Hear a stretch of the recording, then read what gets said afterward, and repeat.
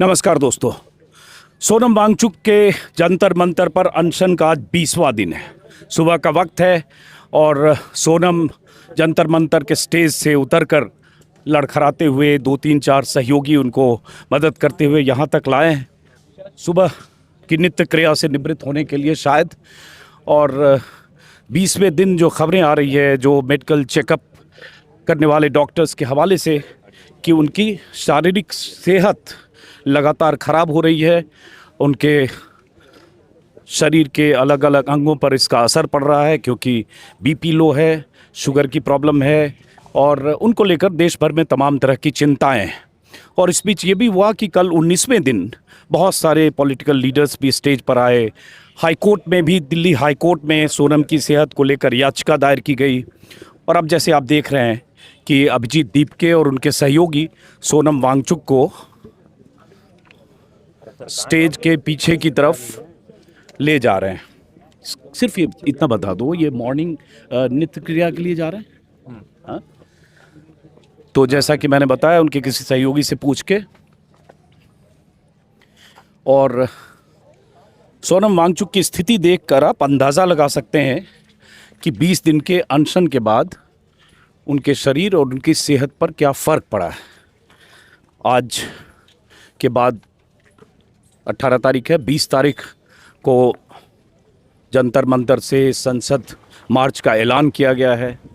3 दिन अगर बाकी हैं, आज देखें कल और परसों सुबह यहाँ से 9:30-10 बजे सोनम वांगचुक, उनके साथी समर्थक अभिजीत दीपके और उनकी अपील पर जितने भी लोग यहाँ आएंगे, ये सब लोग जंतर मंतर की तरफ कूच करेंगे, अगर सरकार ने कूच करने दिया तो। अब ये अगले 3 दिन बहुत अहम हैं सोनम वांगचुक की सेहत के लिए भी और इस आंदोलन के लिए भी। वो इसलिए क्योंकि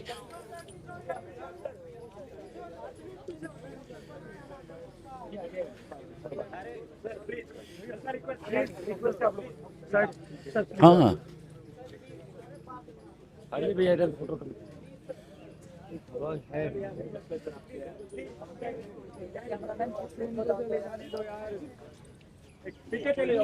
ऐसे ही इस जंतर मंतर के स्टेज से लगभग 100 फीट दूरी पर ये ऐसे यहाँ घेरा गया है एक वाइट चादर से, और ये इनका वो जो वॉशरूम जाने का, फ्रेश होने का ये एरिया है जो घेर कर बनाया गया है।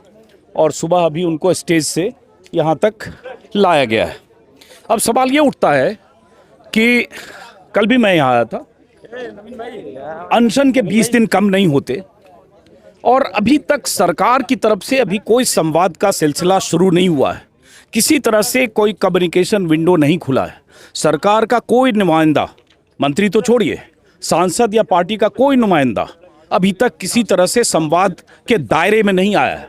सरकार का क्या मकसद है आप समझ सकते हैं, और सरकार की क्या फितरत है मोदी सरकार की, वो भी समझ सकते हैं। एक जिद कि किसी आंदोलन के सामने नहीं झुकना है, किसी अनशन के सामने नहीं झुकना है, किसी ऐसे प्रदर्शन के सामने नहीं झुकना है, किसी ऐसे धरना स्थल पर बैठे लोग चाहे कोई भी हो उनके सामने नहीं झुकना है। और ये जंतर मंतर ऐसे आंदोलनों का, अनशनों का गवाह रहा है। मैं बार बार बोलता हूँ, इसी जंतर मंतर पर महिला पहलवानों ने अनशन किया, माफ़ करें, धरना दिया था। और एक दिन उन्होंने भी ऐलान किया कि संसद की तरफ हम कूच करेंगे। और जिस दिन उस ऐलान पर अमल करने के लिए वो महिला पहलवान, जिसमें विनेश फोगाट से लेकर संगीता फोगाट जैसी बेटियां थी, देश का नाम रोशन करने वाली बेटियां, जिस दिन यहाँ से चलने की तैयारी थी, उसी दिन पुलिस के ज़बरदस्त इंतजाम थे। जैसे भारत और पाकिस्तान के सीमा पर मोर्चाबंदी होती है, कुछ इस तरह की मोर्चाबंदी थी। पैरामिलिट्री फोर्सेस, दिल्ली पुलिस और तमाम तरह के अर्धसैनिक बलों के दस्ते। नतीजा ये हुआ कि महिला पहलवानों को घसीट कर, धक्के देकर, ज़मीन पर गिराकर, बल प्रयोग करके यहाँ से उठाकर गाड़ियों में लाद कर उन्हें थाने ले जाया गया। और उस बीच जब तक महिला पहलवान और उनके समर्थक थाने में थे, तब तक उनके पंडाल को और यहाँ जो भी उनके धरना के लिए जो इंतज़ाम थे उसको उखाड़ दिया गया। ये सवाल बार बार मैं एक मिसाल इसलिए देता हूँ क्योंकि आज 17 तारीख है, कल 18 है, परसों 19 है, मंडे को 20 तारीख इस आंदोलन के लिए, सोनम वांगचुक के अनशन के लिए सबसे अहम तारीख है। और जिस तरह से सोनम वांगचुक की तरफ से या अभिजीत दीपके की तरफ से बार बार अपील की गई है राजनीतिक दलों से कि राजनीतिक दलों के नेता, उनके सांसद वो आएँ और उस मार्च का हिस्सा बने, उस अपील का बीते 4-5 दिनों में असर ये हुआ कि बहुत सारे पॉलिटिकल लीडर्स मंच पर दिखने लगे। चंद्रशेखर जो भीम आर्मी के हैं वो परसों आए, कल और अरविंद केजरीवाल आए, संजय सिंह, डिम्पल यादव, धर्मेंद्र यादव। ये भी हुआ कि कांग्रेस ने इस आंदोलन से दूरी बना रखी थी, लेकिन कल कांग्रेस के कई नेताओं के बयान भी आए जिन्होंने सोनम वांगचुक से अनशन खत्म करने की अपील की है, जिसमें कांग्रेस के संगठन महासचिव के.सी. वेणुगोपाल हैं, जिसमें सचिन पायलट हैं, इमरान प्रतापगढ़ी हैं, अभिषेक मनु सिंह भी हैं। अलग अलग, हालांकि मैं कहूँगा इसमें ज़्यादातर निजी हैसियत से बयान है, लेकिन के.सी. वेणुगोपाल का बयान बहुत अहम है। आज राहुल गांधी देहरादून में युवाओं के मुद्दे पर देर शाम को देहरादून में उनकी सभा है, युवाओं से संवाद है। सवाल ये उठता है कि ये आंदोलन 20 तारीख को किस शक्ल में दिखेगा। अभिजीत दीपके जो कॉकरोच जनता पार्टी के संस्थापक हैं, उन्हें उम्मीद है कि बहुत सारे लोग, हज़ारों लोग यहाँ आ सकते हैं। एक व्हाट्सएप नंबर जारी किया गया है मिस्ड कॉल के लिए, किस पर मिस्ड कॉल दें और इस आंदोलन को सपोर्ट करें। कल अभिजीत दीपके से मैं बात कर रहा था, उन्होंने कहा कल तक जो बीत गया 1.5 लाख लोगों ने मिस्ड कॉल दिया। हालांकि मैं ये नहीं मानता कि मिस्ड कॉल देने का मतलब है कि 1.5 लाख लोग यहाँ आ जाएंगे, लेकिन हाँ, सपोर्ट किया, अगर मिस्ड कॉल दिया, अगर उस तरह से उनके पैमाने पर देखें, हो सकता है वो 1.5 लाख से आज 2 लाख या 2.5 लाख हो गया हो। लेकिन सवाल यही है कि कितने लोग यहाँ आ पाएंगे, कितने लोगों को दिल्ली पुलिस आने देगी। सरकार का जो रवैया है वो हम बार बार, चूंकि मैंने किसान आंदोलन सबसे अधिक कवर किया है, मैंने देखा है, मैं जानता हूँ कि 13 महीने तक किसानों ने कैसे दिल्ली की सीमाओं को घेर कर मोर्चा बनाकर 13 महीने तक बारिश में, धूप में, ज़बरदस्त गर्मी में, उमस में, ठंड में वो लगातार दिल्ली की सीमाओं पर डटे रहे, टिके रहे और ऐसी मोर्चाबंदी की कि दिल्ली पुलिस तो छोड़िए, केंद्र सरकार को आखिरकार झुकना पड़ा। और उसके बाद वजह क्या थी, बार बार वीडियो में बोलता हूं, क्योंकि उस समय यूपी और पंजाब में चुनाव जब सिर पर आ गए, जब कोई गुंजाइश नहीं बची और लगा कि किसानों का यह आक्रोश आंदोलन उनके लिए मुसीबत खड़ी करेगा, तो प्रधानमंत्री जी की तपस्या भंग हुई और उन्होंने कहा कि हमारी तपस्या में कुछ कमी रह गई थी। और उसके बाद उन्होंने किसानों की वो मांग मान ली, कृषि कानूनों की वापसी। लेकिन जो वादे किए गए वो पूरे नहीं हुए, एक तरह से गच्चा और धोखा किसानों के साथ हुआ। लेकिन तब तो मोदी की तपस्या टूटी थी, अभी तो मोदी मौन अवस्था में है। सोनम वांगचुक की सेहत गिर रही है, शरीर में अगर 19 दिन 20 दिन अनाज ना जाए, इसकी कल्पना की जा सकती है। कोई 2 दिन उपवास करके देखे तो उसको पता चलेगा कि क्या हो सकता है। लेकिन एक शख्स जिनकी उम्र लगभग 60 साल है, 59 एग्जैक्टली, वो अगर 20 दिन से उपवास पर हैं तो कल्पना की जा सकती है। सरकार की चुप्पी है, सन्नाटा, बिल्कुल जैसे कुछ हो न रहा हो। बार बार मैं कहता हूँ, ये जो जंतर मंतर है, यहाँ से 3 किलोमीटर के दायरे में प्रधानमंत्री निवास है, राष्ट्रपति भवन है, संसद है, सब कुछ लुटियन दिल्ली जो बोलते हैं, देश के सारे हुक्मरान, सत्ताधीश, सत्ताधारी दल के सांसद, सब 3 से 5 किलोमीटर के दायरे में रहते हैं। पल पल की जानकारी होगी। हो सकता है मैं रिकॉर्ड कर रहा हूँ, यहाँ कुछ आईबी के लोग भी होंगे, इंटेलिजेंस के लोग होंगे, लगातार मॉनिटरिंग हो रही होगी, लगातार अमित शाह को जानकारी जा रही होगी, आज कौन आया, कल कौन आया, कौन आने वाला है, कितने लोग जुटने वाले हैं, कहाँ से आ रहे हैं, क्या कर सकते हैं और 20 को क्या कर सकते हैं। ये पल पल की खबर सरकार के पास होगी। बावजूद इसके सरकार क्या 20 तारीख का इंतजार कर रही है कि उस दिन हमको क्या करना है? क्या प्लानिंग 20 तारीख की हो रही है कि 19 की रात या 20 की सुबह जब यहाँ भीड़ जुटने लगेगी या जुटने के आसार होंगे या अलग अलग जगहों से लोग आने लगेंगे, तब कैसे रोका जाए?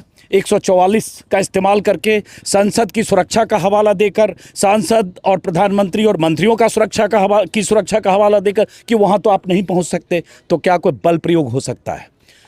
इसके लिए हम है 20 तारीख। कल मैंने पूछा था अभिजीत दीपके से कि सोनम वांगचुक अगर स्टेज से ये 100-150 मीटर जो भी होगा, 150 मीटर तक अगर नित्य क्रिया से निवृत्त होने के लिए अपने दम पर आने की उनकी शारीरिक स्थिति अगर नहीं है कि उनको 3 लोग सहारा देकर उनको चलाते हुए यहाँ तक लाते हैं, तो फिर क्या सोनम वांगचुक अगर आप 20 तारीख को यहाँ से चल पाए तो क्या वो चलेंगे? उन्होंने कहा हाँ, हम उनके लिए भी इंतज़ाम करेंगे, उस मार्च का वो हिस्सा बनेंगे। लेकिन वो हिस्सा बनेंगे, इसके लिए वो मानसिक तौर पर, शारीरिक तौर पर हो सकता है तैयार हो जाए, हौसला भी है, मानसिक ऐसी स्थिति ज़रूर है कि बार बार कह रहे हैं कि मुझे शारीरिक तौर पर बहुत कष्ट है, लेकिन फिर भी मैं किसी तौर पर यह अनशन को ख़त्म नहीं करना चाहता हूं, क्योंकि इससे ये संदेश जाएगा कि लोग आते हैं, आंदोलन करते चले जाएंगे। आप मुझ पर जो अनशन तोड़ने का दबाव बना रहे हैं, उसकी बजाय अब सरकार पर दबाव बनाइए, यही वो अपील कर रहे हैं। लेकिन क्या यहाँ से सोनम वांगचुक और अभिजीत दीपके, उनकी टीम और जो लोग, जितने लोग जहाँ से भी आए, युवा जो आए नीट को लेकर, जो नाराज़ युवा हैं, उनके पेरेंट्स हैं, जहाँ से भी जो लोग इस आंदोलन के समर्थक आएंगे, तो क्या यहाँ से आगे, मैं तो कहूँगा आधे किलोमीटर के बाद, पौन किलोमीटर के बाद वो आगे जा पाएंगे? मुझे इस पर अंदेशा है। और अगर चले गए संसद तक तो इतिहास होगा। बीते कई सालों में, 25-30 साल पहले हमने ये सब देखा है, दिल्ली में हुआ है, लेकिन उसके बाद 12 साल से खास तौर से आंदोलनों को कैसे कुचला जाता है, कैसे दबाया जाता है, कैसे बल प्रयोग किया जाता है, वो भी साथ में हमने देखा है। लेकिन जैसा कि मैंने आपको कहा, हमने किसानों के सामने इस मोदी सरकार को झुकते हुए भी देखा है, तपस्या भंग होते देखा है। लेकिन क्या मोदी का मौन भंग होगा? ये सबसे बड़ा सवाल।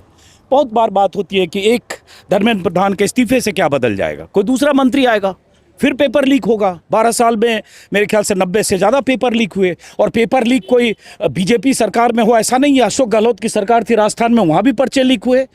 किसी और की सरकार अखिलेश यादव की रही होगी, तब भी पर्चे लीक हुए होंगे। तेजस्वी का राज बिहार में था, तब भी पर्चे लीक हुए। पर्चा लीक एक अभिशाप है जिसको कोई सरकार नियंत्रित नहीं कर पाती है। यहाँ सरकार की नीयत का सवाल है, और अक्सर ऐसा होता है कि पर्चा लीक माफिया का कनेक्शन सत्ता में बैठे लोगों से होता है, चाहे जिसकी जहाँ सत्ता हो। लेकिन यहाँ केंद्रीय सत्ता की बात हो रही है, नीट की। तो एक सेकंड रुकिए, आप आएंगे, एक सेकंड रुकिए। अब सवाल उठता है, आप मुझे, मैं ये नहीं कर रहा हूँ, धैर्य रखिए, सुनिए मैं क्या करूँ।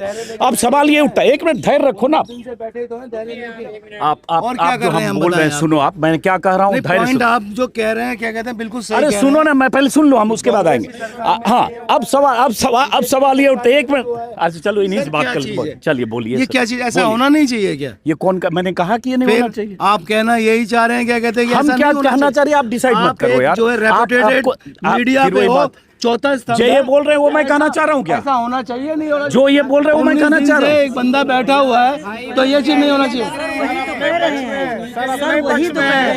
नहीं सर, आप समझो, जहाँ लगा गलत, देखो मैं माफी चाहूंगा, कोई बात, मैं माफी चाहूंगा, कोई बात नहीं, कोई बात, एक मिनट बोलो, लेकिन समझो पूरी बात पहले। तो सवाल सिस्टम के बदलने का है। आज धर्मेंद्र प्रधान है, कल धर्मेंद्र प्रधान की जगह कोई और आएगा और पर्चे लीक उसके बाद भी होंगे।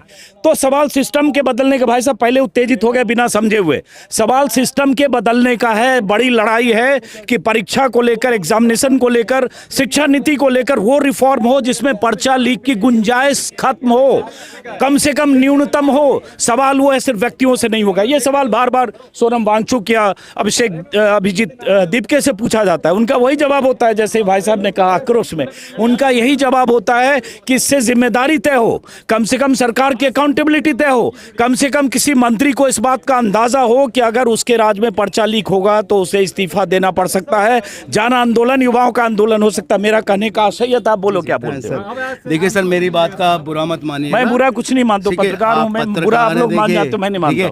मेरा सिर्फ क्वेश्चन ये है कि जो आप बोल रहे हैं कि ये आंदोलन ऐसे होते रहे और होगा क्या, तो इसका मतलब क्या है कि कोई पहल ना करे बॉस? आपने फिर मेरी बात नहीं समझी, तो आपकी नासमझी को नमस्कार है। ठीक है। आप जो कहना चाह रहे हैं, पॉइंट मैं समझ रहा हूँ, नहीं समझ मैं आपके माध्यम से और मीडिया वालों को बोल रहा हूँ, वो क्यों नहीं आके ये क्वेश्चन करते हैं सर? तो अब उनकी I am saying to you, उनका बयान मैं कैसे लूं? बताओ। मैं सुबह 8 बजे यहाँ क्यों आया हूँ? मैं घर में बैठा रहता आराम से। हाँ चलिए 12, लेकिन यहाँ बताइए कौन जो परीक्षार्थी और युवा कोई है जो सारे परीक्षार्थी? चलिए। हाँ मैं हूँ सर। यूपी पुलिस का जब पेपर लीक हुआ था, तब मैंने यूपी पुलिस का पेपर दिया था। हाँ, उसमें सेकेंड टाइम जब री एग्जाम हुआ, देन फिर वही हुआ कि नहीं हुआ। वही हुआ कि नहीं हुआ? मतलब कि जो तैयारी थी हमारी, फिर 3 महीने 6 महीने बाद, तो माइक पकड़ो यार, बहुत गर्मी लग रही है। हाँ 3 महीने 6 महीने बाद एग्जाम करा दिए। अब तो हौसला टूट गया। हाँ, उसके बाद में एग्जाम दिया, वो नहीं हुआ मेरा। हाँ, ठीक है, क्लियर नहीं हुआ। पहला एग्जाम हुआ था, बहुत बढ़िया गया। हाँ। अब पेपर लीक करवा दिया। हाँ। इसमें क्या हुआ, जो जिनका ये पेपर लीक होता है, री एग्जाम जब होता है, वो जो पहले से सेट होते हैं विद्यार्थी, उनका री एग्जाम में भी सेट होता है। वो पहले से ही सेट रहते हैं, उनका रोल नंबर उनका बाकायदा सब कुछ सेट रहता है, उनका रुपया पहुंच गया धन्ना सेठों के पास, वो फिर री एग्जाम हो कुछ भी हो, देन जो है अभी यूपी में धांधली हुई लेखपाल है। भर्ती में हुआ, SSC GD में हुआ, सब में तो धांधली हो रही है, किसी की बर्खास्त सुन ही नहीं रही है। और लेखपाल भर्ती में 2-2 घंटे बाद विद्यार्थी परीक्षा केंद्र से निकले, तब भी यूपी गवर्नमेंट ने बोला कि लेखपाल का पूरी तरीके से हमारा सही एकदम फिट हुआ, कोई भी लीक वगैरह नहीं हुआ। इसका हम लोगों ने इलाहाबाद में धरना दिया, कानपुर में धरना दिया लेखपाल का, लेकिन कुछ नहीं हुआ। सरकार कोई नहीं मानी, तानाशाह सरकारों के डिक्टेटरशिप लाना चाह रही है सरकार। इसीलिए हम लोग यहाँ पे बैठे हैं, धर्मेंद्र प्रधान का इस्तीफा दे। चलिए, हाँ आप क्या करो, आप सर, अपना यूपी परिचय बताओ। पुलिस क्या नाम है आपका? विवेक कुमार प्रतीक। मेरा भी 2 तारीख को यूपी टेट का पेपर था। हाँ। मैं 20 तारीख से यहाँ पे कंटिन्यू कर रहा हूँ। हाँ। मैं सर गया 20 जून, जब से शुरू मैं हुआ। चंदौली से हूँ। हाँ। सोनभद्र मेरा सेंटर था। यूपी टेट का करने पेपर दो ओपन। हाँ, यूपी टेट का पेपर मैं देने गया 2 तारीख को। सीजेपी के मतलब आंदोलन का असर था कि वहाँ पे बहुत कड़ाई से हाँ। चेकिंग हो रहा था, और हमारे सामने वहाँ पे कॉलेज पे 54 में था मेरा सेंटर। SDM साहब आए और बोले कि एक भी फर्जी अभ्यर्थी अगर घुसा होगा अंदर तो सारे के सारे जेल जाओगे। ये आंखों देखा हाल में बता रहा हूँ सर, 2 तारीख का ये घटना है। उसके बाद मैं सीधे यहाँ पे आ गया। सीजेपी के आंदोलन का ये असर है। हाँ, दबाव होता है, आंदोलन से CJP के दबाव आंदोलन बनता है, का इसमें ये कोई सर। शक नहीं, दबाव होता है इसमें। धांधलीबाजी तो ऐसी है सर, यूपी पुलिस में अभी आंदोलन में कितनी धार तेज है, लेकिन इस सरकार के और आदरणीय धर्मेंद्र प्रधान जी के कान में जू तक ना रेंग रहा है कि यहाँ पे विद्यार्थी और छात्र बैठे हुए हैं, इनका सुध लिया जाए। सर यूपी पुलिस में धांधली ऐसे हो रही है कि यहाँ पर इंद्रजीत यादव, मैं एटा जिला से हूँ सर, यूपी से। अभी यूपी पुलिस में धांधली ऐसे हुई कि सर यहाँ पर मतलब तो ये कैमरा उमरा हाँ लिए नहीं सर, वो यूट्यूबर तो हो? नहीं सर, ये पिस्तौल जैसा है यार, नहीं क्या नहीं है? सर, वो हो गया, वो यूट्यूब पर ही नहीं। वो सर यूपी पुलिस में जो धांधली हुई है ऐसे हुई है कि जो यहाँ पर बच्चों के पेपर थे ना, उस हॉल में 5 मिनट के लाने लाइट क्यों गोल कर दी, 5 मिनट के लाने लाइट गोल कर दी सर। उसके बाद में भी सर मतलब बताइए, जो धांधलीबाजी नहीं है तो क्या धांधलीबाजी नहीं है, आप बताइए सर। यहाँ पे बच्चे पेपर लिख रहे हैं, अंधेरे में पेपर लिख पाएंगे सर? बच्चे पेपर नहीं लिख पाएंगे ना सर, फिर कैसे मतलब ये धांधलीबाजी नहीं? तो आदित्यनाथ योगी की सरकार है वहाँ पर, तब भी मतलब वहाँ पे धांधलीबाजी हो रही है। अभी यूपी पुलिस में बड़ी प्रॉब्लम चल रही है सर। बताइए, यहाँ पे बच्चे पढ़ रहे हैं, 10-10 साल हो गई बच्चों को, पर उनके नंबर नहीं आ पा रहे हैं सर। हाँ, आप क्या करते हो? इधर आओ आगे। सर मैं तो स्टडी कर रहा हूँ सर। कहाँ, अभी किस चीज़ की स्टडी? अभी ये मैं सब तो YouTube वाले लग रहे हो यार, सबके हाथ में। आप भी YouTube वाले हैं? नहीं सर, कर लेता हूँ कभी कभी वीडियो। कहाँ से आए हो? मैं जिला फिरोजाबाद से आया हूँ सर। सब यूट्यूबर है, आप भी YouTube वाले हो? नहीं है, हाँ, आप क्या करते हो? मैं तो सर एक साधारण इंसान हूँ, दिल्ली का रहने वाला हूँ सर।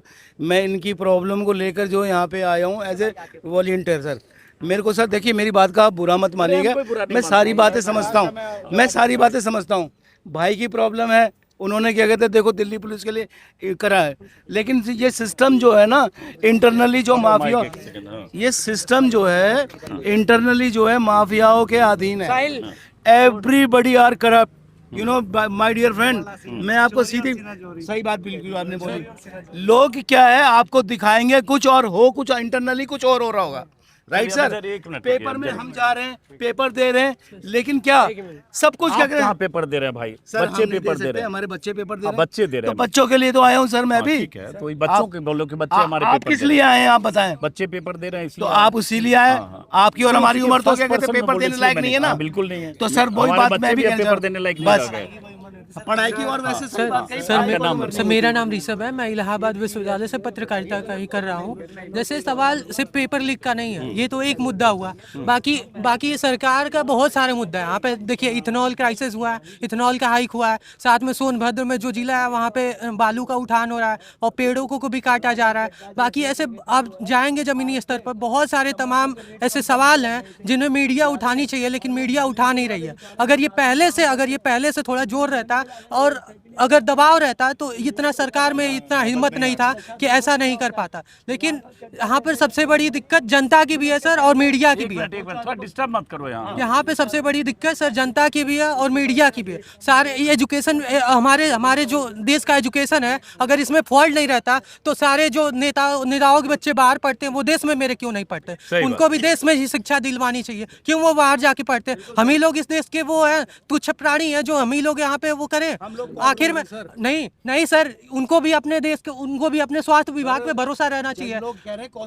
स्वास्थ्य बोलने दो क्यों ना। क्यों वो अपना स्वास्थ्य विभाग अरे आप वो इधर बोलो, हाँ, हाँ बोलो। वो अपना स्वास्थ्य विभाग जाकर चेक कराएंगे लंदन में फलाना ढिकाना। यहाँ पे स्वास्थ्य विभाग नहीं सही करवा सकते, यहाँ पे एजुकेशन नहीं सही करवा सकते। महंगाई बढ़ती जा रही है, यूनिवर्सिटी में फीस बढ़ता जा रहा है। हॉस्टल में मेरे जो इलाहाबाद विश्वविद्यालय बहुत ऐसे गरीब बच्चे आते हैं, वहाँ पे सीटें बहुत सारी कम कर दी गई हैं। अगर आप मीडिया वहाँ पे कवर नहीं करेगा तो फिर कौन करेगा? बच्चे वहाँ पे धरना प्रदर्शन दे रहे हैं, यहाँ पे धरना प्रदर्शन दे रहे हैं, हर जगह सिर्फ धरना प्रदर्शन दे रहे हैं। पढ़ेंगे कब सर, ये बताइए आप बताइए, important सरकार बात कही बताइए, आपने, सब लोग बहुत important बताएं। बात, सही बात। सरकार को इस पे ध्यान देना चाहिए सर। साल में 6-6 बार पर्चे लीक हो रहे हैं हर तरह के। नहीं सर, ऐसे और बार बार उसके हम लोग एग्जाम पे एग्जाम देते रहे, उसका कोई हाँ चलिए, अब मेरे ख्याल से जो पता चला है कि वो सोनम वांगचुक वहाँ से फारिग होकर वापस आ रहे हैं स्टेज की तरफ। यहाँ आ जाइए।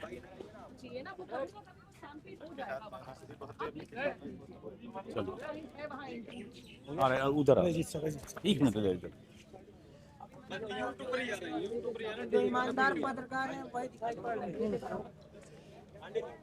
सोनम वांगचुक अब वापस अपने स्टेज की तरफ जा रहे हैं और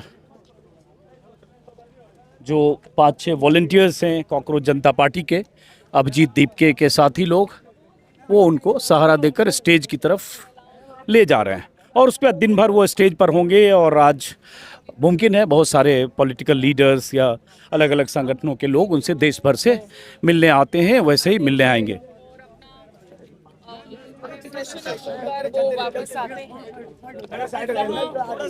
अब इससे इनकी शारीरिक स्थिति का अंदाजा लगा सकते हैं कि कितने कमजोर हो गए हैं ऐसी स्थिति में।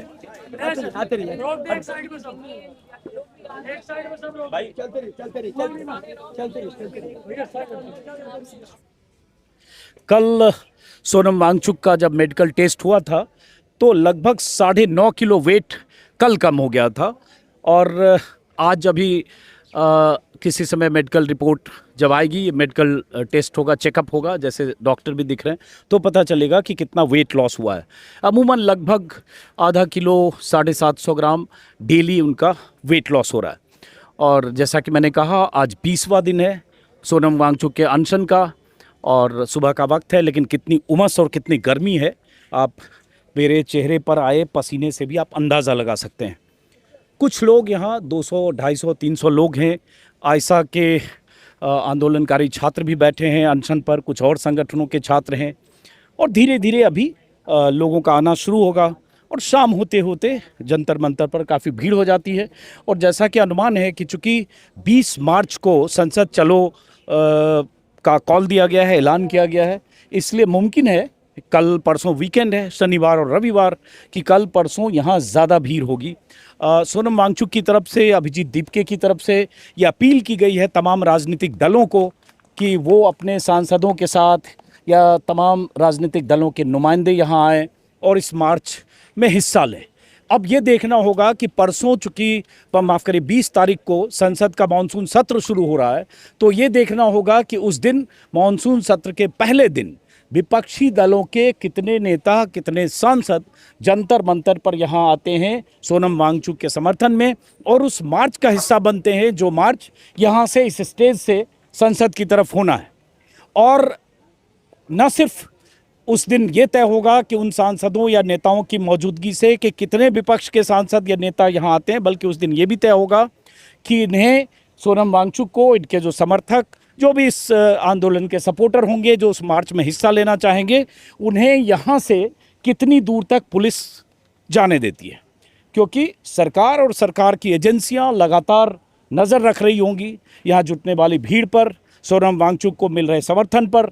देश भर में चूँकि सोनम वांगचुक की गिरती सेहत को लेकर एक चिंता भी है और अब ये चिंता सरकार के भीतर भी होगी कि अब तक तो आपने 19 दिन 20 दिन बैठे हुए छोड़ दिया, कल परसों भी छोड़ देंगे तो 22 दिन हो जाएगा, लेकिन 23वें दिन जिस दिन उनके अनशन का होगा उस दिन ये मार्च, तो हम सब लोग भी उस दिन सुबह यहाँ जंतर मंतर पर होंगे और देखते हैं उस दिन क्या होता है। लेकिन जैसा कि मैं बार बार कह रहा हूँ, देश के तमाम लोग देख रहे हैं कि सरकार ऐसे आंदोलनों को लेकर बहुत ही लापरवाह और बेपरवाह होने का दिखावा कई बार करती है और इस मामले में भी इस अनशन को एक्नॉलेज बीजेपी और सरकार नहीं कर रही है, क्योंकि इनकी जो मांग है धर्मेंद्र प्रधान का इस्तीफा, वो इनके हिसाब से ज़रूरी मांग है। इसमें कोई शक नहीं। जिस शिक्षा मंत्री के रहते देश में इतने पर्चे लीक हुए, नीट के पर्चे लीक हुए, 12 से ज़्यादा छात्रों ने, नीट परीक्षार्थियों ने सुसाइड कर लिया। तस्वीरें वहाँ स्टेज पर कुछ स्टूडेंट्स की लगी है, अभ्यर्थियों की। तो बहुत ज़रूरी मुद्दा है और बहुत अहम मांग है, लेकिन क्या सरकार इनकी मांग को मानने जा रही है या मानेगी इनके दबाव में आकर, ये भी तय होना बाकी है।